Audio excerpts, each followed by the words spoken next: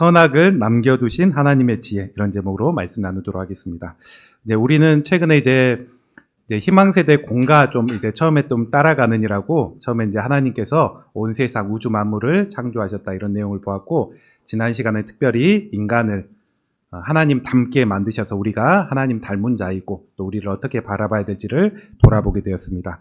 오늘은 이어서 이제 좀 안타까운 내용이지만은 인간의 타락에 대해서 오늘 한번 살펴보려고 합니다. 제가 인간의 타락, 이제 원죄에 대해서 설명을 하면, 원죄 우리 이제 희망세대가 있어서 우리 작년부는 아는 그런 표현일 수 있는데, 제가 한 번 더 좀 쉽게 언급하는 내용도 있을 것입니다. 우리 한번 띄워주시죠. 원죄라는 그런 표현이 혹시 익숙하지 않은 우리 또 아이들, 성도들이 혹 있을지 모르겠는데, 원죄라는 말, 원이라는 게 근원, 뿌리라는 말이죠. 그래서 근원, 뿌리, 첫 죄 해서 아담과 하와가 첫 번째 죄 지었던 그 사건을 원죄라고 이렇게 이야기하는데, 제가 원죄 사건, 아담과 하와의 그런 죄의 사건을 쭉 설명하면 어떤 사람들은 제게 이런 질문을 합니다. 아니 목사님, 제가 좀 이런 궁금증이 있는데, 하나님이 왜 선악과를 만드셔가지고 인간에게 죄 지을 그런 가능성을 남겨두십니까? 오히려 선악과가 없었으면 죄도 안 지고 이 땅을 더 평화롭게 살지 않았겠습니까? 이렇게 질문하는 그런 이들이 있습니다. 그리고 또 이 의문이 좀 부정적으로 이어지면, 분명 아담과 하하가 문제가 있지만은 하나님 역시도 선하지 못하다, 뭐 그렇게 하나님도 책임이 있다, 이런 식으로 우리가 또 생각해 버릴 수도 있습니다. 그리고 이런 질문, 이런 궁금증은 우리가 한 번 정도 해봤을 수도 있을 거라고 생각합니다. 제가 좀 청소년기나 청년 때 이런 생각을 할 때 선배들은 제게 이렇게 설명을 해줬어요. 그것은 어떻게 봐야 되냐면, 하나님은 인격적이셔서, 우리도 인격적으로 지으셔서 자유의지란 것들을 주어서 우리가 선택할 수 있도록, 선과 악을 선택해서 스스로 선한 것을 선택해서 하나님께 순종하고 자발적으로 순종함으로 하나님을 사랑하도록 로봇으로 지은 게 아니라 이렇게 인격적으로 지으셔서 그런 거란다, 이렇게 설명을 해 주었습니다. 그리고 이 말은 틀린 얘기가 아니에요. 맞는 얘기입니다.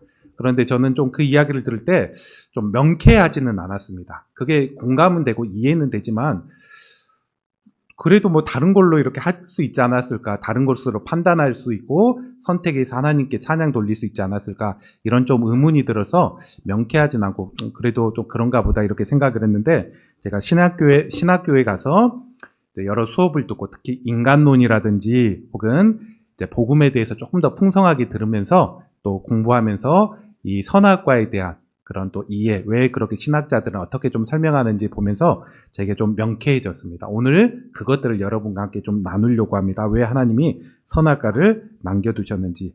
원죄 사건은 우리 어른들에게는 잘 알려진 사건이지만 또 익숙하지 않은 분들이 있기 때문에 제가 창세기 3장 내용을 간략하게 한번 좀 정리해 보도록 하겠습니다.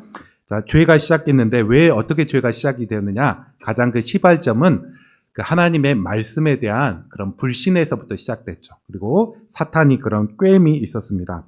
하나님께서 사람을 만드시고 또 하나님께서 사람에게 모든 것을 일임하셨죠.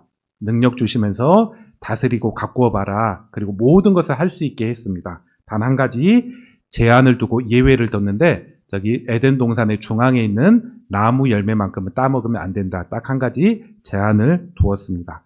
어느 날 뱀이 찾아오죠. 이 뱀은 사탄을 의미합니다. 그 근거가 어디 있느냐? 이제 요한계시록 12장 9절에 보면 그런 표현이 있습니다. 화면 하나 더 넘겨주시면 9절에 보면 이런 표현이 있습니다. 큰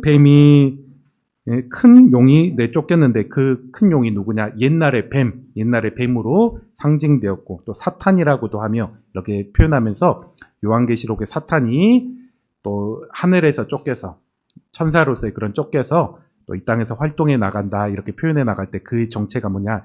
옛날에 뱀으로서 인간을 유혹했던 바로 그런 존재이다, 이렇게 설명해 나가면서, 여기서 뱀이라는 것은 그냥 파충류 중에 한 존재가 아니라 사탄이 뱀을 통해서 역사하고 뱀으로 활동했던 그런 사탄이라고 이해하면 될 것 같습니다.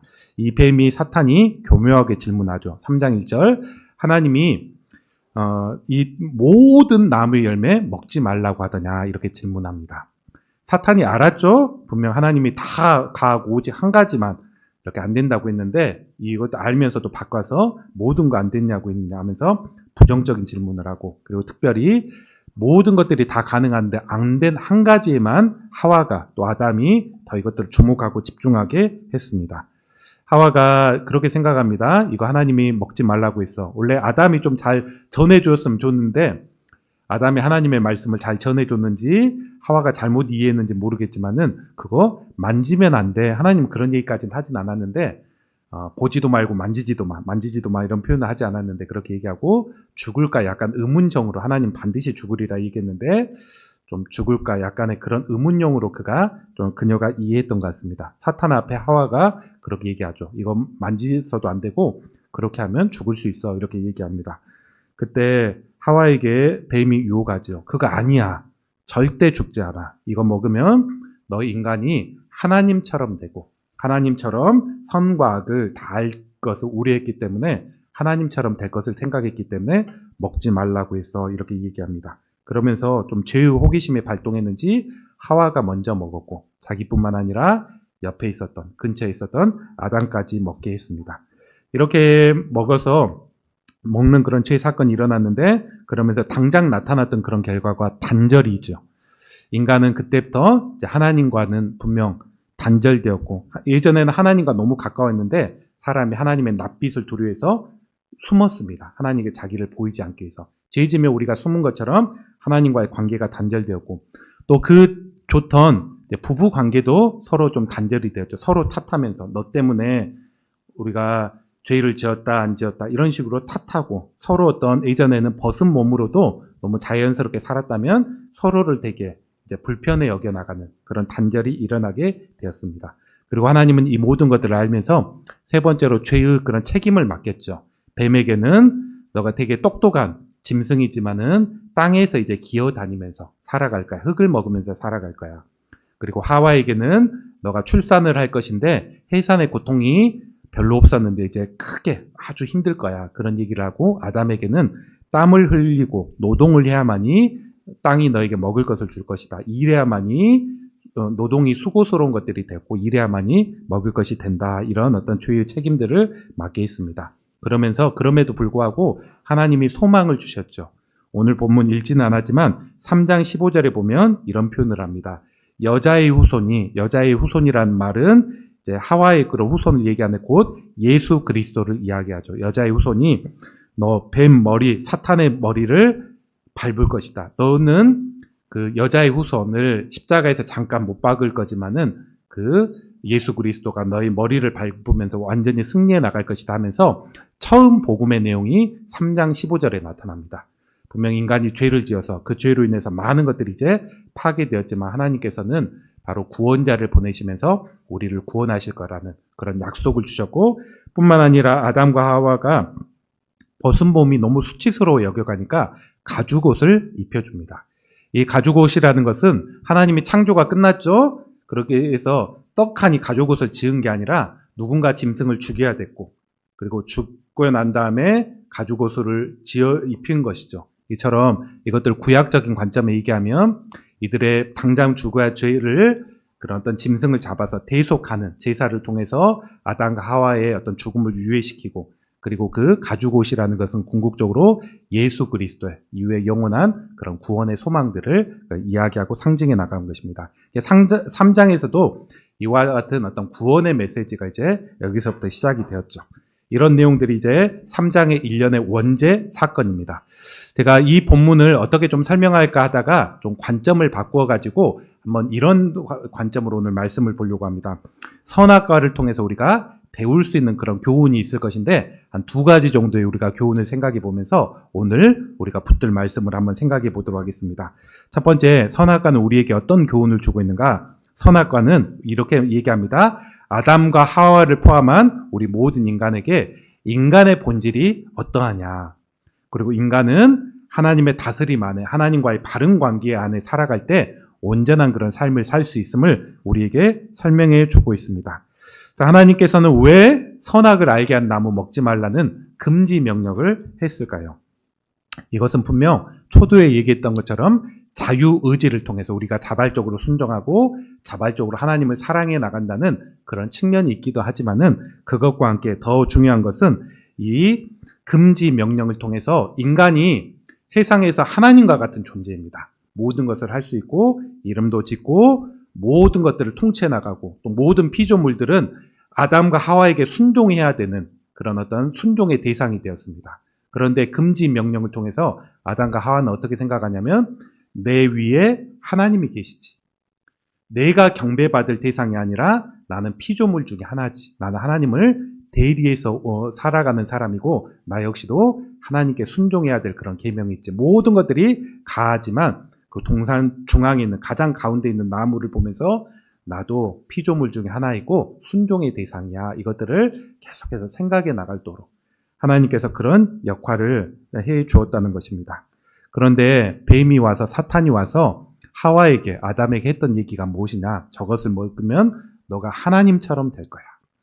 하나님처럼 지혜롭고 하나님처럼 선악도 알게 되고 그것들을 염려해서 하나님이 먹지 말라고 금하신 것이다. 이렇게 얘기하죠. 너가 하나님처럼 되고 하나님처럼 똑똑하게 될 수 있다. 이를 자극해 나갔다는 것입니다. 즉 하나님은 선악과 금지 명령을 통해서 아담과 하와에게 자신들은 피조물 중에 하나이고 물론 하나님의 형상으로 만들어진 뛰어난 존재이지만 피조물 중에 하나이고 순종하며 하나님의 다스림과 질서 안에 살아야 되는 그런 존재임을 깨닫게 하는 그런 장치로 이 한 가지 제한의 명령을 해 나갔다는 것입니다. 여러분 한번 이걸 생각해 보십시오. 하나님이 그런 교훈을 줬는데 인간의 본질이 무엇입니까? 저와 여러분의 본질이 무엇입니까? 우리가 잘 나가고 승승장구할 때는 모든 것을 다 할 수 있는 그런 사람인 걸로 생각해 나가지만 성경은 우리에게 이렇게 얘기합니다. 우리 성경 한 구절 찾아볼까요? 시편 103편 한번 찾아봅시다. 시편 103편. 성경 한번 찾아보세요. 앞에 구절도 나오긴 나오지만 이 구절은 또 유명하고 또 우리가 한 번 정도 체크해 볼 만하니까 시편 103편. 우리 14, 15절 우리 한번 봅시다.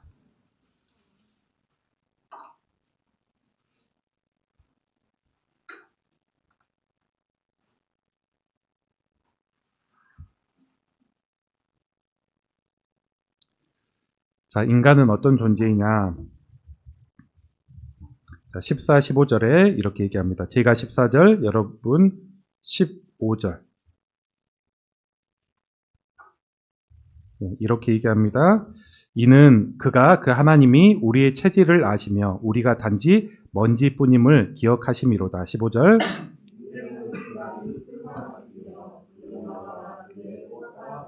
다 같이 그것은 바람에 지나가며 없어지나니 그 있던 자리도 다시 알지 못하느니라. 아멘. 하나님께서 우리의 체질을 어떻다고 얘기하시냐?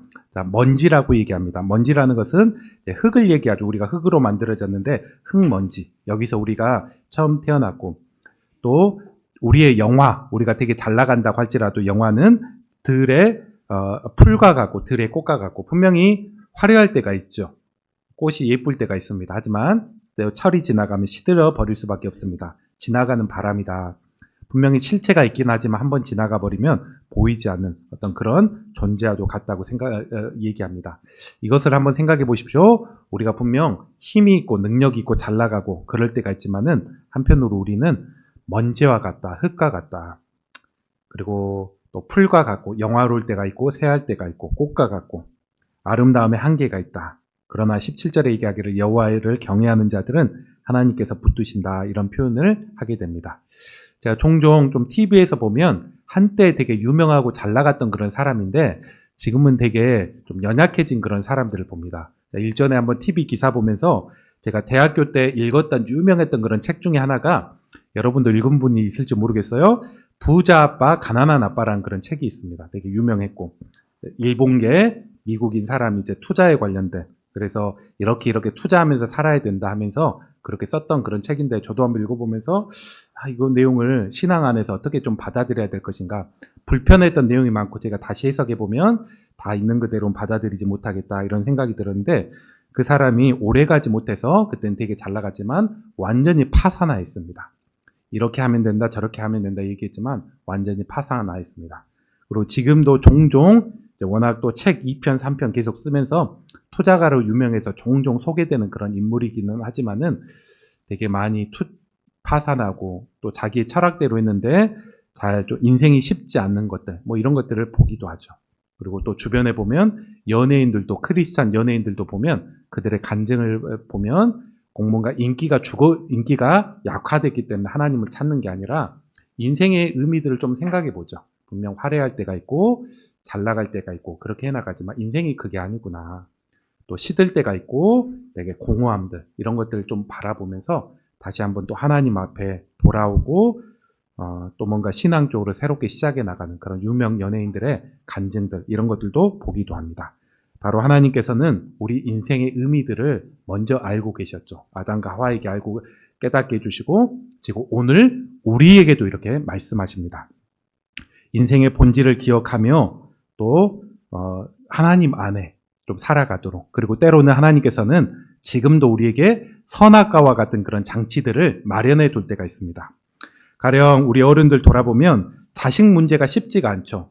우리 부모들은 신앙도 좋고 좀 그래도 세상적으로도 안락한 그런 삶을 산다고 할지라도 제가 종종 표현하는 거, 신이 왜 자식을 주셨느냐?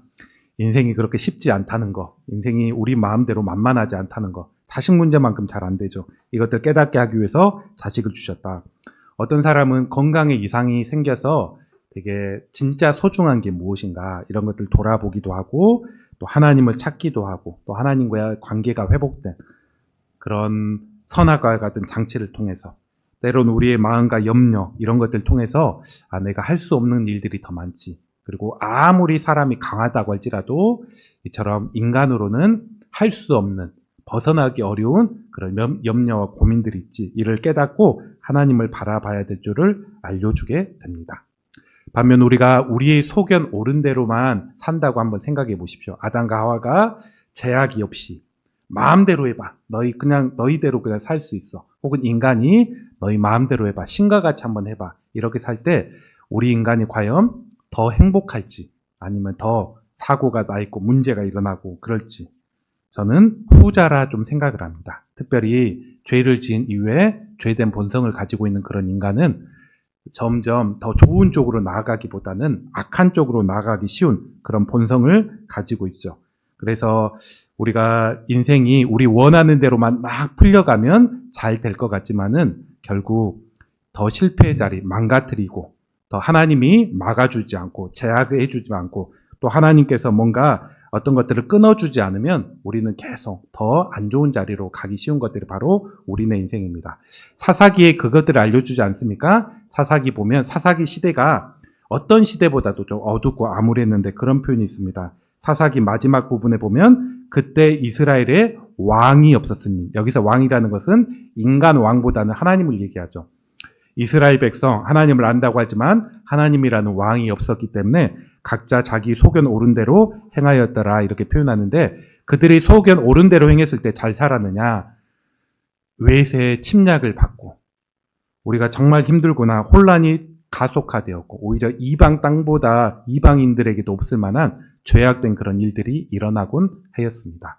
그렇게 사사기가 마무리해 나가죠. 가장 마지막 절 바로 앞에 보면 그렇게 세상에 자기 소견 옳을 대로 행했을 때의 그런 결과들, 그런 모습들을 보여줍니다. 저도 짧은 인생 한번 돌아본다면 그런 장치가 좀 제게도 있었던 것 같습니다.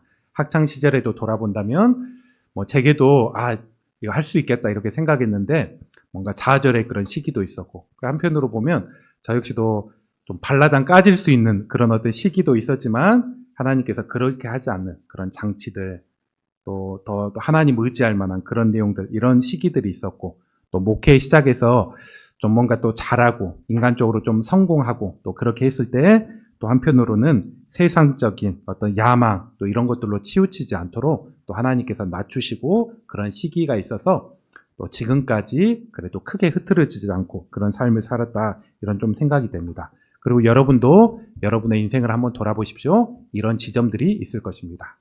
내가 자신만만하고 모든 것 또 내 의지대로 살아갈 것 같았는데 하나님께서 그렇지 않고 제약을 한다든지 혹은 선악과 같은 것들 통해서 내가 원하는 대로 되지 않는 어떤 일들 통해서 하나님 바라보고 의지하고 혹은 작은 실패를 통해서 또 하나님과의 관계가 회복되는 그런 지점들이 있었습니다. 우리가 이런 것들을 본다면 우리가 좀 기도할 수 있을 것입니다. 하나님 그렇습니다. 선악과가 아담과 하와에게 인간에게 필요했던 것처럼 우리에게도 때로는 선악과와 같은 것들을 현재와 미래에 좀 남겨두셔서 우리가 엉뚱한 곳으로 가지 않도록, 때로는 이런 경계선과 이런 내용을 통해서 우리 중심이 지켜지고 하나님과의 더 바른 관계에 살아갈 수 있도록 우리를 지켜주십시오. 이렇게 기도하는 것들이 지혜이고 이런 삶이 바람직한 그런 삶임을 알 수가 있습니다.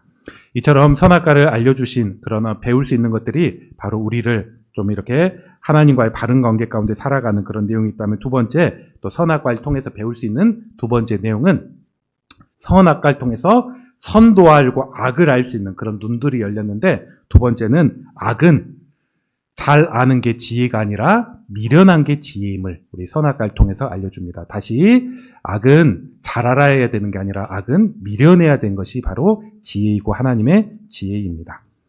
자, 사탄은 하나님께 불순종하도록 하와와 아담을 유혹하였습니다. 거짓말했죠. 이거 먹으면 너가 하나님처럼 될 거야. 이런 쭉 이렇게 표현들, 너 죽지 않을 거야. 뭐 이런 쭉 이렇게 표현들을 쭉 이렇게 했습니다. 속았죠? 그러면서 넘어졌습니다. 그런데 사탄이 했던 여러 말 중에 많은 것들이 다 거짓말이었는데 딱 한 가지 옳은 내용도 있었죠. 바로 그게 무엇인가? 이것을 먹으면 너가 선도 악도 알게 될 거야. 이런 얘기가 있었습니다. 바로 그것은 그대로 이루어진 것입니다.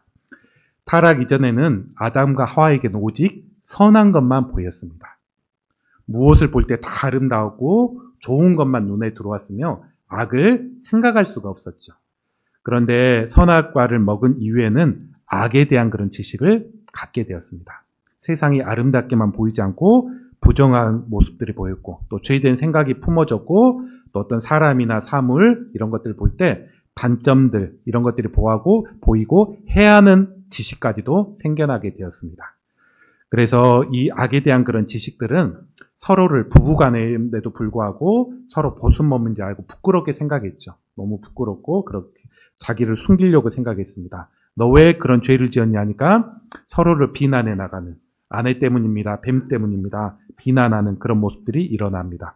그리고 이제 한 세대, 아담과 하와가 또 아이를 낳는데 가인을 낳고 아벨을 낳죠. 한 세대만 지났을 때 그 아들들이, 형제들끼리 서로 형제들이 미워하다가 첫째가 둘째를 죽여버리는 끔찍한 그런 형제 살인 사건이 일어나게 되었습니다. 이처럼 악에 대한 그런 지식은 사람을 미워할 수 있다는 것, 심지어 형제마저도 살인할 수 있다, 그 방법까지도 깨닫게 해주는 그런 악의 지식들을 그에게 준 것입니다. 하나님께서 악을 보지 못하도록 선만 보도록 그렇게 했는데, 선악을 알게 한 이후에 사람은 이제 본질적으로 이거는 벗어날 수가 없죠. 악에 대한 지식들도 점점 깨닫고 배워갈 수 있다는 것입니다. 그러기 때문에 하나님은 로마서 16장 19절 가운데 이렇게 바울의 입술을 통해서 이렇게 이야기합니다. 앞에 나왔네요. 이렇게 얘기합니다. 선한 데는 지혜롭고 악한 데는 미련하기를 원하노라.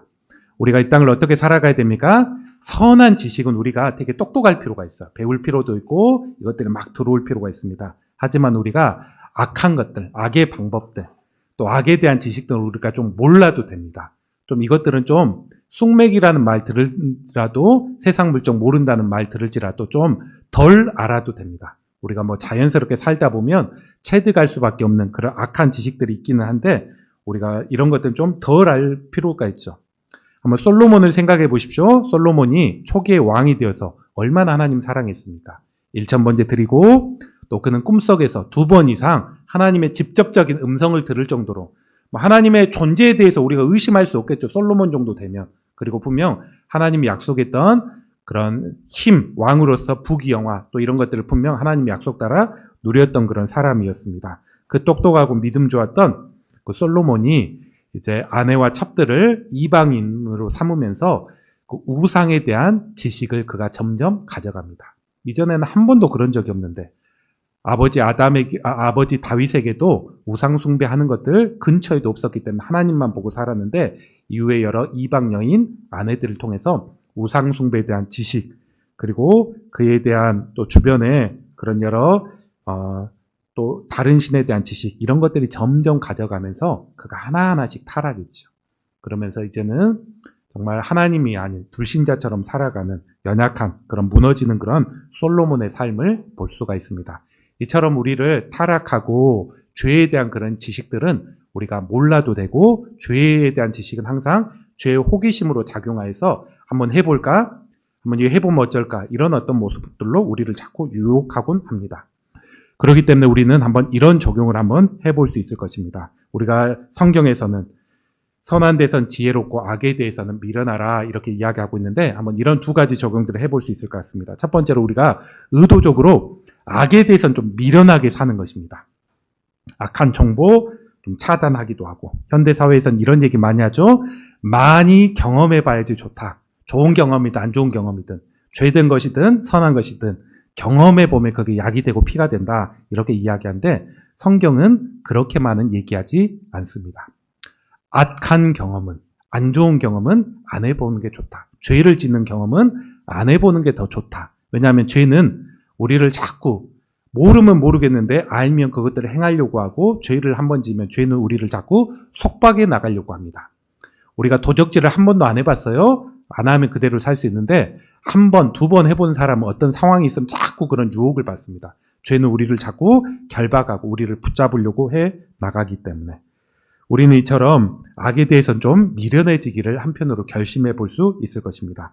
그리고 또 이 땅에 여러 그런 한편으로 더 나아가면 우리가 소식들에 대해서 다 알려고 할 필요는 없을 것 같습니다.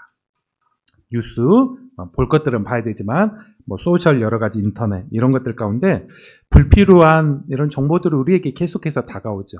우리가 롤 스크린이라고 이렇게 하잖아요. 이거 보면 하나 올리면 또 다음 거 나오고 또 다음 거 나오고 이런 것들이 많이 있는데 사실 그런 정보가 우리에게 유익한 정보도 있고 가치 중립적인 유익하지도 악하지도 않은 그런 정보도 있고 때로는 악하고 우리를 폭력적인 말, 폭력적인 그런 어떤 더 세속적으로 나가게 하는 그런 정보들 이런 것들도 있습니다. 여러 이런 것들이 난무해 나간 그런 세상 가운데 우리가 우리의 또 영혼이나 또 시간도 지켜나가며 우리가 어느 정도의 그런 이런 지식 가운데 의도적으로 피해 나가는 그런 지혜도 필요할 것입니다. 그리고 세상의 무수한 그런 말들 가운데 우리가 다 들을 필요는 또 없겠죠. 우리에게 들었을 때 유익한 정보가 있지만 또 어떤 경우는 부정적인 정보, 또 비난적인 정보, 또 그것들을 알았을 때 사람에 대해서 좀 안 좋은 생각이 드는 여러 정보들이 있기도 합니다. 우리가 좀 유익하지 못하다 하면 그런 대화를 적당히 좀 피할 줄도 알아야 되고 굳이 안 들어도 되는 것은 안 듣는 것들이 우리에게 지혜일 것입니다. 다시 뭘 얘기하느냐? 우리가 선한 것은 똑똑해야 됩니다.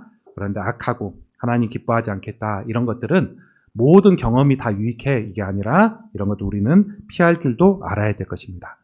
그리고 또 한편으로 두 번째 이런 적용도 한번 해봅니다. 여러분이 이 땅을 살아갈 때 그런 선악과와 같은 그런 경계선들이 여러분이 한편으로 필요해 나갈 것입니다. 경계선. 하나님이 에덴 동산 중앙에 선악과를 두셨던 것처럼 우리가 어느 정도 이것은 내가 넘보면 안 되겠다. 이것은 내가 이 선은 더 나가지 않겠다. 이런 경계선들이 삶에 필요한 자리가 있습니다. 가령 우리의 언어 생활에도 내가 아무리 화가 나도 욕설은 안 하겠다. 내가 아무리 부부싸움해도 이혼해 이런 말은 내가 하지 않겠다. 아무리 내가 화가 나도 내가 뭐 이렇게 극단적인 어떤 표현들 이런 내용은 하지 않겠다. 이런 언어 생활에도 우리가 경계선이 있을 때 더 극단으로 나아가지 않을 것입니다. 우리 학생들이 있고 청년들이 있는데 우리가 이성 관계에서도 사람을 사귈 때도 경계선이 필요할 게 있습니다. 우리가 사귈 때 어느 정도까지 또 시간과 만남, 또 우리가 어떤 뭐 스킨십을 한다면 어떻게 이렇게 해나갈지 이런 경계선이 없이 만난다면 우리는 너무나 쉽게 좀 파괴된 그런 삶을 살아가고 오히려 안 좋은 어떤 죄악들을 행할 그런 가능성이 너무나 많습니다. 방법, 어떤 스킨십의 경계선, 그리고 더 나아가서 우리 시간과 에너지의 그런 경계선도 한번 필요하죠. 내가 일 중독적인 성향이 있는데 이때까지만 일해야 되겠다.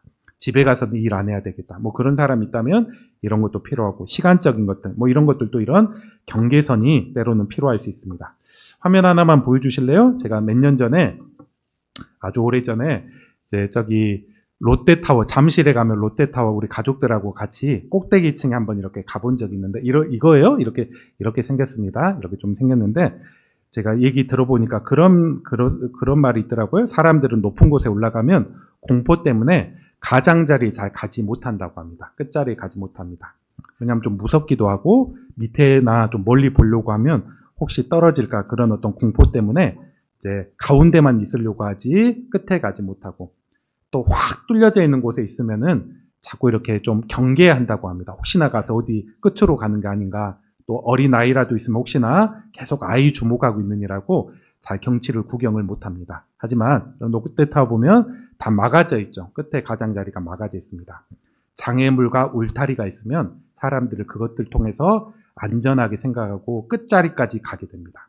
밑을 보기도 하고 밖을 보기도 하고 경치를 보기도 하고 그러면서 두려움이 없죠. 아이들이 있어도 떨어질 염려하지 않고 여기서 뛰어놀게 하고 왜냐하면 그 울타리가 막아져 있기 때문에 경계선이 막아져 있기 때문에 저는 이게 우리의 어떤 신앙과 삶에서도 그렇다고 생각합니다.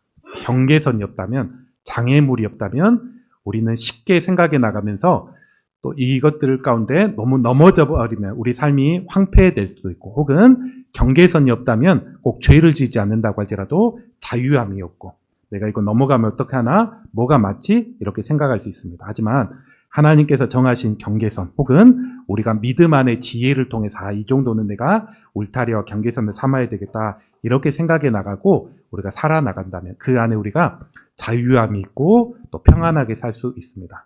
우리가 주일 예배도 그런 경계선이 아닙니까? 우리가 신앙생활에도 내가 주일 예배만큼 내가 빠지지 않는다. 그런 울타리를 딱 쳐놨기 때문에 우리가 신앙이 연약해지더라도 예배만큼은 지켜나가면서 딱 우리 삶이 더 지켜져 나갈 수 있을 것입니다. 이런 경계선 가운데 우리가 필요한 지혜는 있지는 않은지 우리가 한편으로 한번 돌아보고 또 목장 모임을 통해서 함께 또 고민해 봤으면 좋겠습니다. 오늘 말씀을 정리해 보겠습니다. 오늘은 이제 원죄 사건, 선악과 사건 또 알기 때문에 그 자체를 이야기하기보다는 선악과를 통해서 우리가 배울 수 있는 그런 교훈이 무엇인가 이를 한번 생각해 보았습니다. 하나님께서 우리에게 주시는 그런 마음이 무엇입니까? 첫 번째, 아담과 하와에게도 그러했고 우리에게도 그러했고 이런 선악과와 같은 장치를 통해서 우리는 하나님과 같은 존재가 아니라 우리 인생의 주인도 내가 아니라 피조물이고 하나님과의 바른 관계 가운데 살아야 되는 그런 인생임을 우리에게 알려주고 있습니다. 그리고 두 번째, 악은 많이 아는 게 지혜롭고 좋은 삶이 아니라 선한 것은 지혜로워져야 되지만 악은 굳이 알 필요가 없음을 경계선도 필요하고 뭔가 우리 가운데 좀 장치도 필요하고 이렇다고 이야기하고 있습니다. 이런 삶 가운데 우리가 순종하고 한 발자국 나아가야 될 것들은 있지 않은지 그리고 더 나아가서 오늘 자세하게 이야기하지는 않았지만은 하나님은 그런 인간에게 3장부터 예수 그리스도의 구원의 소망을 주시고 가죽옷을 지어주시고 다시 회복해 나갈 수 있는 그런 장치를 허락해 주셨습니다. 우리가 넘어졌다고 할지라도 또 과거에 자주 실패해 나갔다고 할지라도 예수를 통한 구원과 소망 우리에게 또 구원의 약속들이 우리에게 있을진데 또 이것들을 붙들고 새로 일어나는 우리 성도들 되시기를 주의 이름으로 축원합니다. 우리 시간 같이 한번 기도하기 원합니다.